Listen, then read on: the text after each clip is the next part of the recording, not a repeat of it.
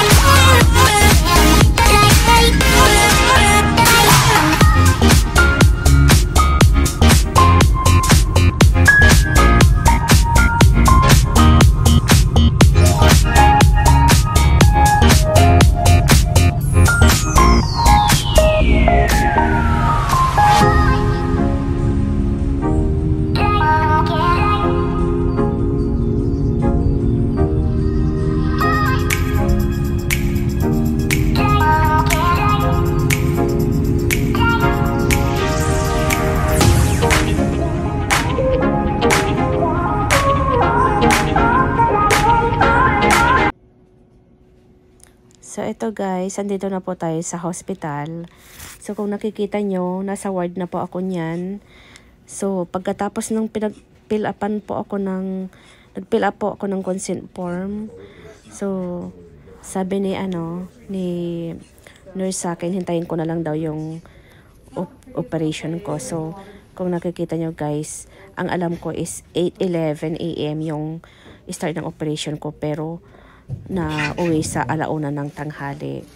So, ayan, naghihintay na po ako dyan. Dyan na po ako sa OR niyan, guys. Hinihintay ko na lang yung tawagin ako sa loob. So, ayan.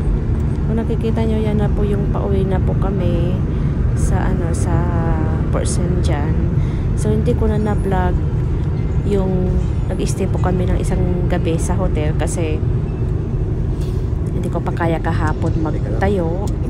Hilong-hilo pa ako, groggy pa ako noon. Kaya naisipan na lang namin mag-stay ng one night sa hotel. Tapos Marte.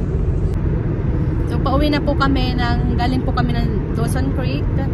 Tapos pauwi na po kami sa Port St. John.